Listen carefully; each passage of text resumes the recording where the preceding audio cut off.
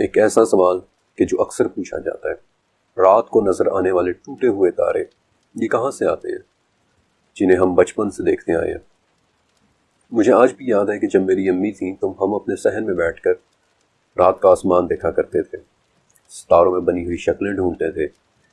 In fact اس documentary کے آغاز ہی میں نے آپ کو دب اکبر نام کے کانسٹلیشن کا بتایا تھا۔ ستاروں کے متعلق دب اکبر وہ پہلا لفظ تھا جو میں نے اپنی ماں سے سیکھا تھا کہ کیسے 20 بڑے ستارے مل کر آسمان میں ایک بڑا سا ریچھ بناتے ہیں۔ دب اکبر، دا گریٹ بیئر، یا پھر جیسا کہ میں نے بعد میں اس کا ٹیکنیکل نام سیکھا، ارسا میجر۔ اپنی امی کے ساتھ اس آبزرویشن کے دوران میں نے کئی مرتبہ ٹوٹتے ہوئے ستاروں کو دیکھا اور انہیں دیکھ کر سوچتا تھا کہ یہ کہاں سے آتے ہیں، اچانک چمکتے ہیں، گولی کی رفتار کے ساتھ آسمان کے ایک سرے سے دوسرے سرے تک چلے جاتے ہیں اور پھر گم جاتے ہیں۔ امی بتاتی تھی کہ یہ وہ پتھر ہیں کہ جو فرشتے شیطانوں کو آسمان سے بھگانے کے لیے مارتے ہیں۔ اب بچپن میں تو یہ بڑی دلچسپ بات لگتی تھی اور میں امیجن کر کے حیران ہوتا تھا کہ اس وقت میری آنکھوں کے سامنے فرشتے شیاطین کو مار رہے ہیں۔ پھر کئی سال گزر گئے، میری آسمان اور ستاروں سے محبت بڑھتی چلی گئی۔ میں ان کے متعلق کافی کچھ سیکھتا چلا گیا اور یہ بھی سیکھا کہ ان ٹوٹے ہوئے تاروں کو اردو یا عربی میں شہاب ثاقب یا پھر انگلش میں میٹیورائٹس کہتے ہیں۔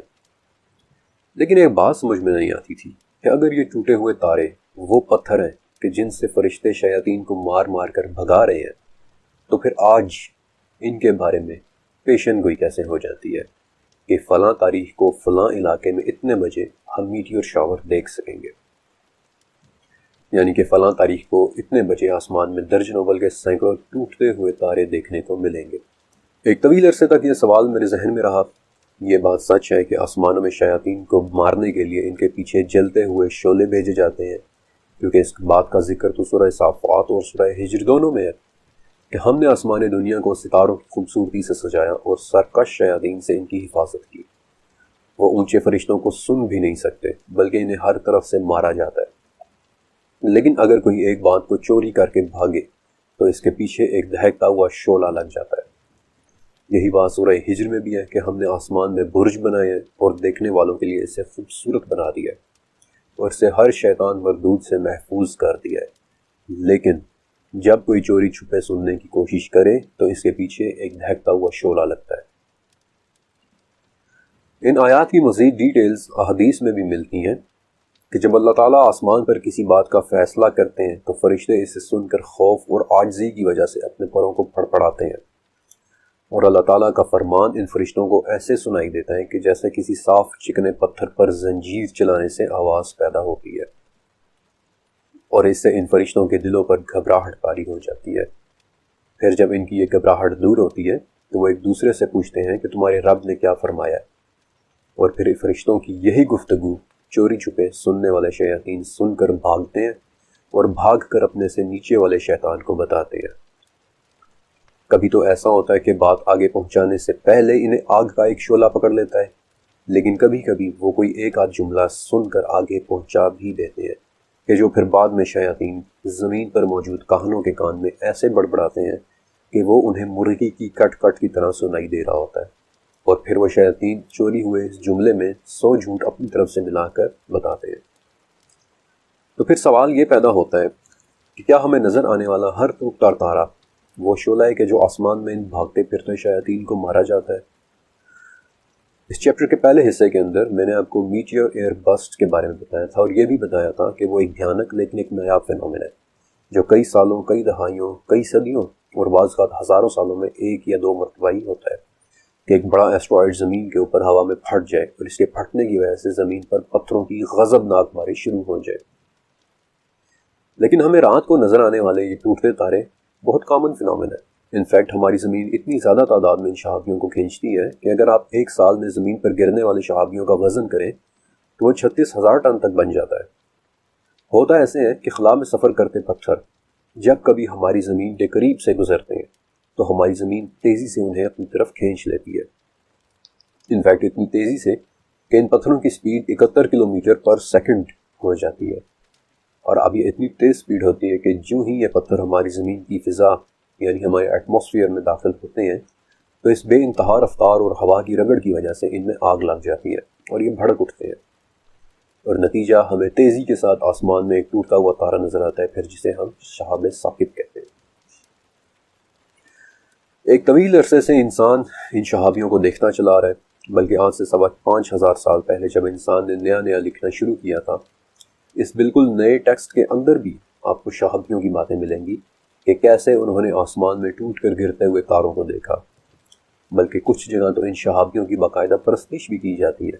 آج بھی ترکی میں آرٹیمیس کے مندر میں وہ شہابیے موجود ہیں جن کی آج سے 5,500 سال پہلے پرستش کی جاتی تھی، کیونکہ جب یہ پتھر جل چکنے کے بعد زمین پر گرتا اور کوئی اسے ڈھونڈ لیتا تو وہ اسے خدا کی طرف سے دیا ہوا ایک تحفہ سمجھتا، آسمان سے آیا ہوا ایک تحفہ۔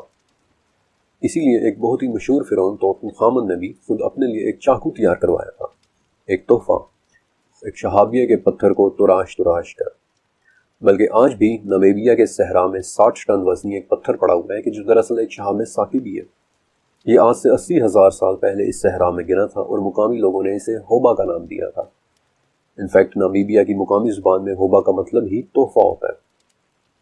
اور اب میں چاہتا ہوں کہ آپ تھوڑا سا غور سے سنیں۔ شہابیے 2 صورتوں میں ہماری زمین پر آتے ہیں، ایک پریڈکٹیبل یعنی جن کے بارے میں پیشن گوئی کی جا سکے، اور دوسرے انپریڈکٹیبل کہ جو اچانک آ جائیں، جن کے بارے میں کوئی پیشن گوئی نہ کی جا سکے۔ ٹیکنیکلی وہ شہاب ثاقب نہیں ہوتے۔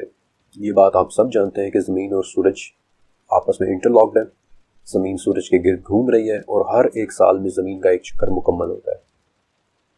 اب اس روٹیشن میں زمین خلا کی مختلف جگہوں سے گزرتی ہے، اور اس میں کچھ جگہیں ایسی بھی آتی ہیں کہ جہاں گرد و غبار اور چھوٹے چھوٹے پتھر بکھرے ہوئے ہوتے ہیں۔